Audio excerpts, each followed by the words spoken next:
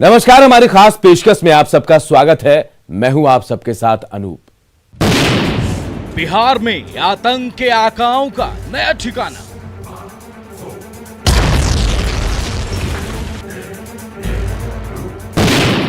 बांका, दरभंगा, सिवान, आतंकियों का plan.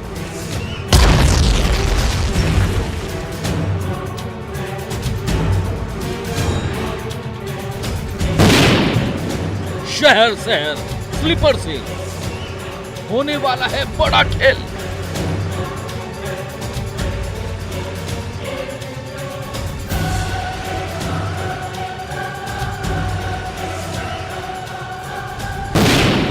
Serial blast की एक्सरे रिपोर्ट।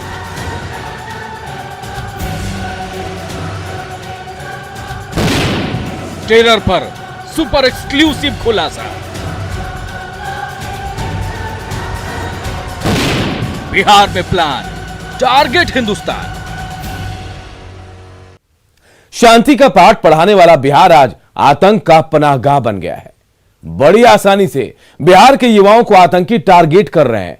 खासकर मिथिलांचल और सीमांचल में आतंकियों का पैठ बढ़ता ही जा रहा है। पाकिस्तान का आतंकी संगठन बिहार में बड़े पैमाने पर स्लीपर सेल को एक्टिव करने में जुटा है। बिहार में हुए सिलसिलेवार सीरियल ब्लास्ट पर सुपर एक्सक्लूसिव रिपोर्ट देखिए।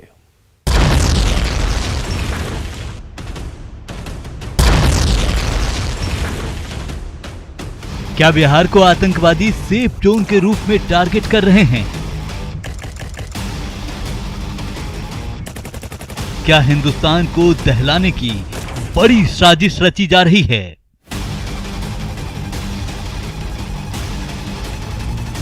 क्या दरभंगा मॉड्यूल को फिर से एक्टिव करने की कोशिश की जा रही है?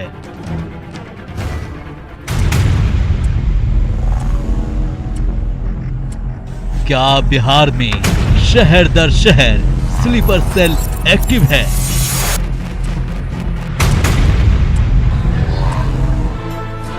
क्या पाकिस्तान के आतंकी बिहार को अपना नया ठिकाना बना रहे हैं?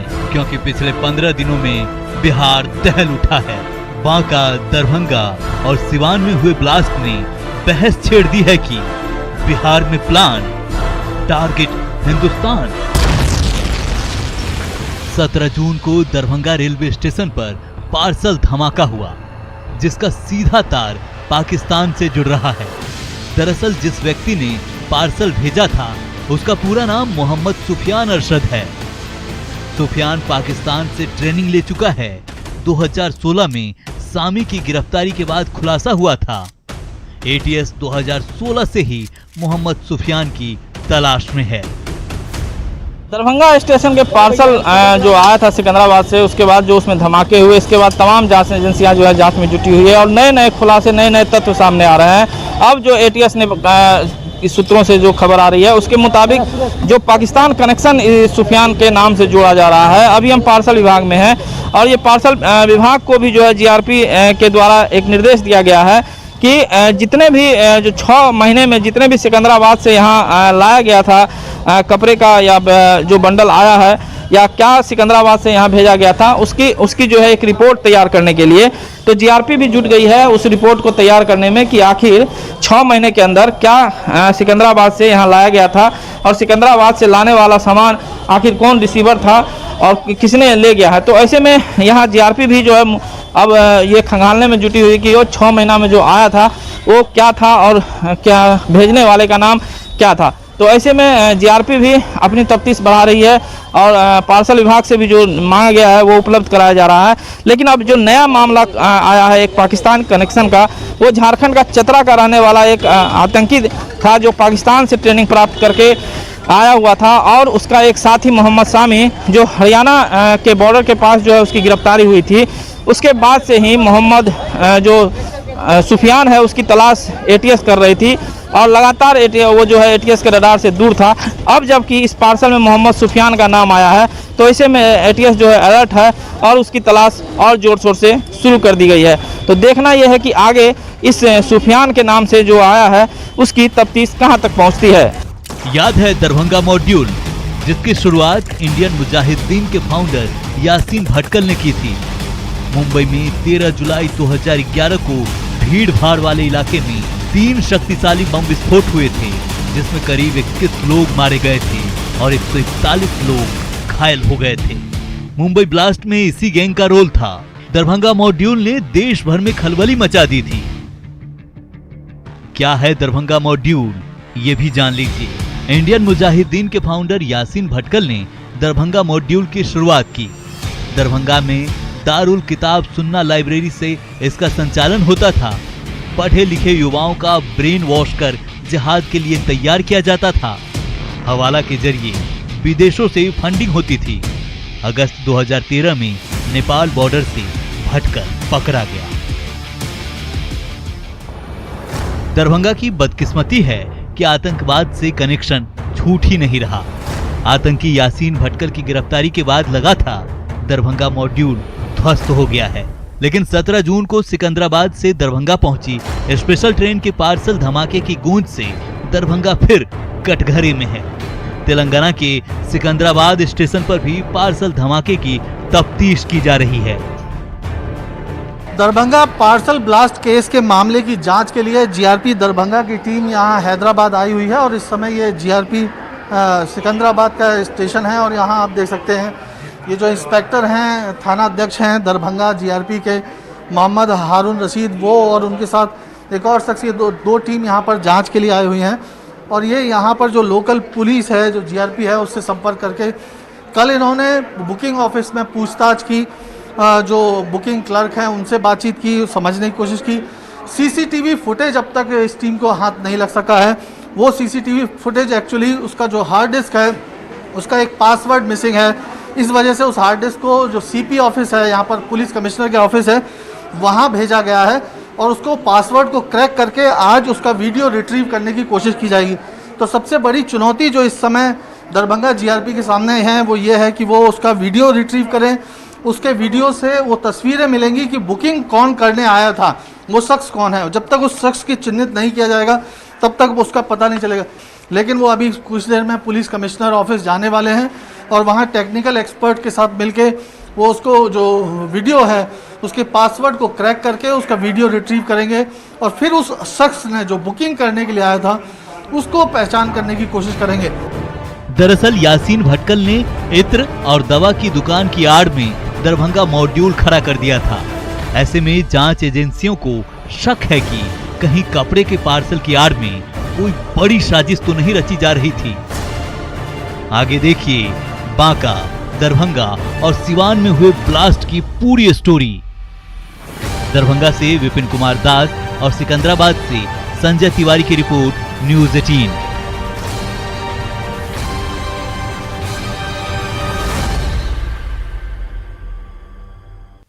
बिहार में एक महीने के अंदर 3 जगहों पर बम धमाके हुए।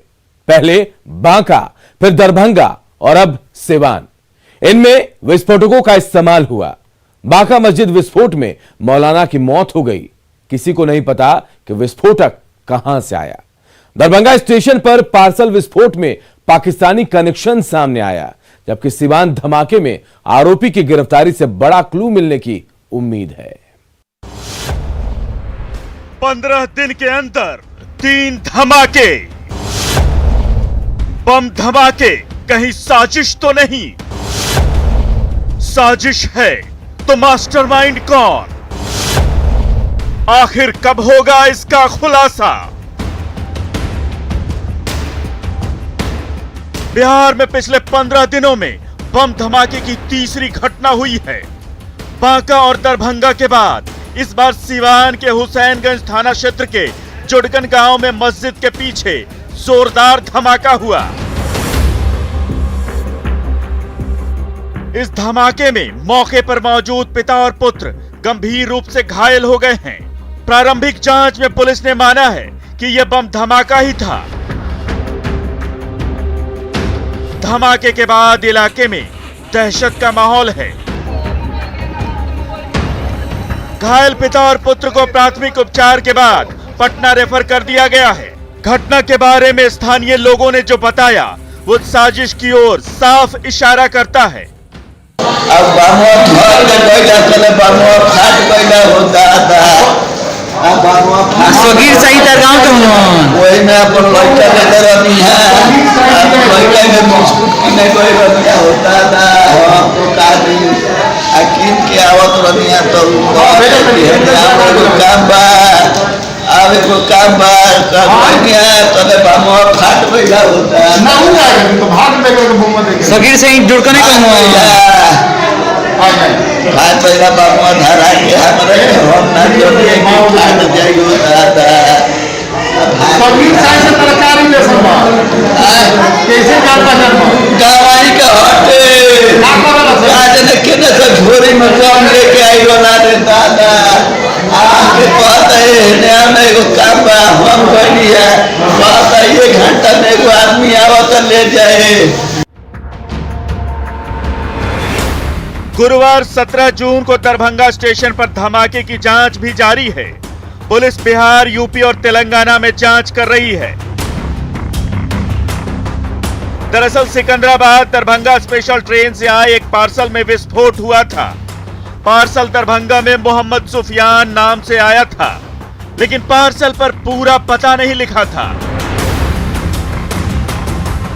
सूत्रों की माने तो मोहम्मद सुफियान नाम का शख्स पाकिस्तान से आतंकी ट्रेनिंग ले चुका है। एटीएस पहले से ही उसकी तलाश कर रही है। परसों आया बोल के मालूम हुआ नाइट, कल उसको टीम यहाँ फिर रही थी, उसको कुछ चाहिए तो हमारा साइड से जीआरपी हैदराबाद से सिकंदराबाद से उसको हेल्प करेगा ना, हमारा जरूर है। सीसीटीवी फुटेज भी निकालिए तो उसमें कौन आया क्या होता मालूम होता, मगर वो नहीं ओपन हो रहा बोल के मालूम हुआ। बात को कुछ है तो बात नहीं बोले। सीसीटीवी फुटेज क्यों नहीं निकल पा रहा है सर? वो पासवर्ड को प्रॉब्लम से नहीं निकल रहा बोल के मालूम हुआ, तो हुआ तो उसको हेल्प करने उस इन्वेस्टिगेशन में हमारा क्या चाहिए तो उसको हेल्प कर सकते दरभंगा टीम। 8 जून को बांका टाउन थाना के नवटोलिया के एक मदरसे में जबरदस्त विस्फोट हुआ था, जिसमें मदरसा पूरी तरह जमींदोज हो गया। पुलिस की जांच में यह सामने आया है कि ब्लास्ट मदरसे के बगल के कमरे में हुआ था। 15 दिनों के अंदर 3 धमाकों से यह सवाल खड़ा होता है कि कहीं ये किसी मॉड्यूल का हिस्सा तो नहीं। जांच फिलहाल जारी है, लेकिन धमाकों ने सुरक्षा को लेकर लोगों की चिंता जरूर बढ़ा दी है। लोग पूछ रहे हैं कि बिहार में ब्लास्ट के पीछे मास्टरमाइंड कौन? Bureau report, news 18 Bihar.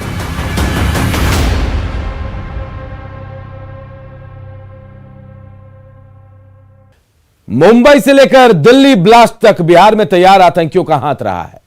Pakistani आतंकवादी संगठन जैश ए मोहम्मद की नजर मुंगेर के अवैध हथियारों से लेकर बिहार के युवाओं तक पर होती है। हिजबुल से लेकर इंडियन मुजाहिदीन जैसे आतंकी संगठन भी एक दौर में बिहार में सक्रिय था। देखिए धमाकों का बिहार कनेक्शन।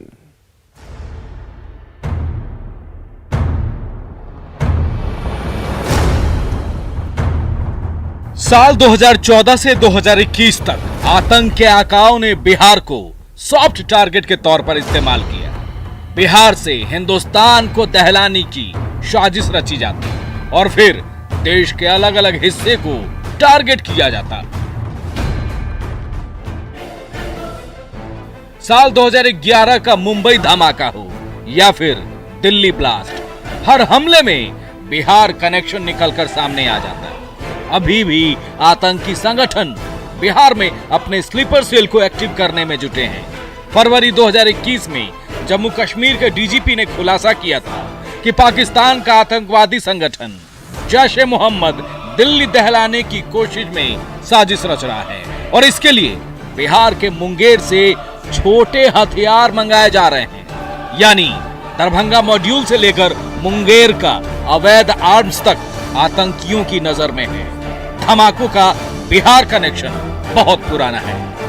साल 2000 सीतामढ़ी जिले से हिजबुल के 2 आतंकी मकबूल और जाहिर गिरफ्तार किया गया। 2006 में मधुबनी का मोहम्मद कमाल मुंबई लोकल ट्रेन धमाके के मामले में गिरफ्तार हुआ। 2008 में मधुबनी के सलाउद्दीन की गिरफ्तारी हुई। 2009 में दिल्ली ब्लास्ट में मधुबनी के मदनी को दिल्ली एटीएस ने पकड़ा। 2011 में मधुबनी के अफजल और अहमद जमाली की दिल्ली में गिरफ्तारी हुई। 2011 में दरभंगा के कतील सिद्दीकी को दिल्ली में गिरफ्तार किया गया। 2012 में चिन्नास्वामी स्टेडियम ब्लास्ट मामले में बिहार का मोहम्मद कफील अख्तर गिरफ्तार हुआ। 2012 में ही दरभंगा जिला का नदीम दिल्ली ब्लास्ट मामले में गिरफ्तार हुआ। 2013 में यासीन भटकल का साथी मोहम्मद दानिश अंसारी गिरफ्तार हुआ। 2020 में कटिहार में पकड़े गए अफगानी नागरिक।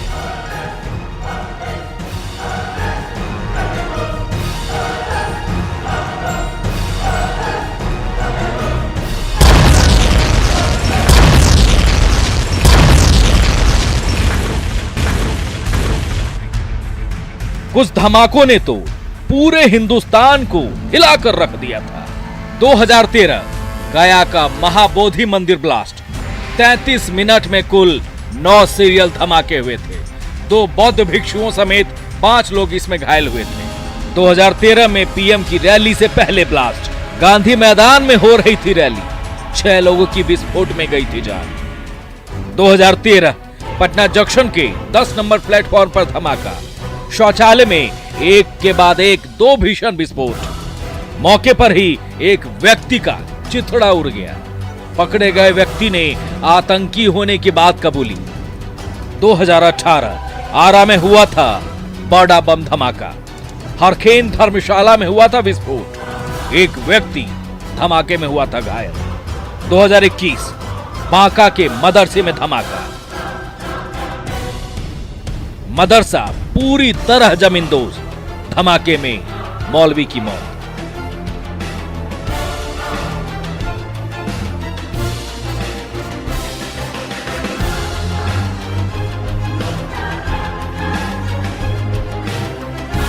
पिछले 15 दिनों में 3 सीरियल ब्लास्ट ने एक बार फिर बिहार को दहला दिया है और हिंदुस्तान को अलर्ट कर दिया है।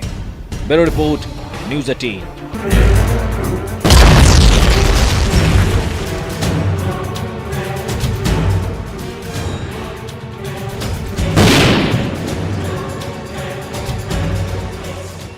बिहार आतंकियों का सेफ पैसेज है, क्योंकि बिहार के कई जिले नेपाल से सटे हैं।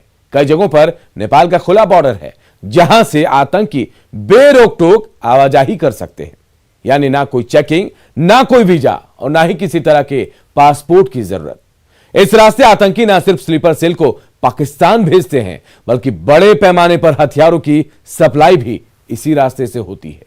रिपोर्ट देखिए।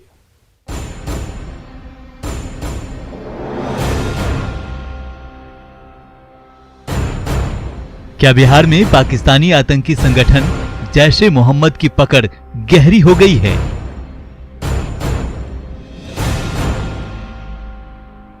यह सवाल इसलिए क्योंकि बैक टू बैक 3 धमाकों ने सुरक्षा एजेंसी में हड़कंप मचा दिया है।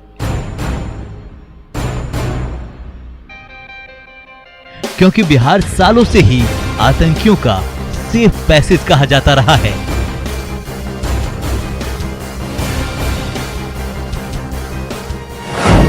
बिहार की सीमा नेपाल से सटा है, ऐसे में आतंकियों का भारत में प्रवेश करना और निकलना आसान होता है। बिहार के कई जिले जैसे दरभंगा, समस्तीपुर, सीतामढ़ी, मुजफ्फरपुर, मोतिहारी जैसे जिले नेपाल की सीमा से काफी नजदीक हैं।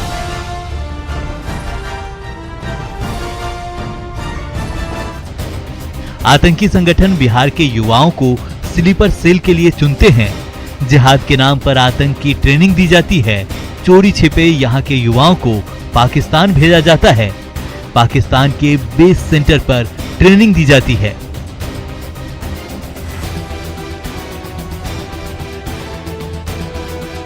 आतंकी बिहार के नेटवर्क को नेपाल के रास्ते बिहार से हथियार मंगाने के लिए यूज करते हैं। इसके लिए बिहार का सीमांचल और मिथिलांचल इलाका सबसे अच्छा पनाहगार साबित हो रहा है। 2014 से पहले देश में हुए बम ब्लास्ट में दर्जन भर आतंकी दरभंगा जिले का है।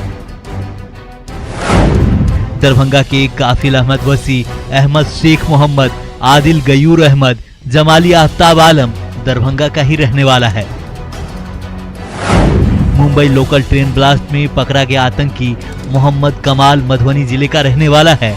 मोतिहारी जिले से इंडियन मुजाहिदीन के आतंकियों को पकड़ा जाना, यसीन भटकल और अब्दुल असगर उर्फ हड्डी की गिरफ्तारी बिहार से हुई। इस न्यूज के सह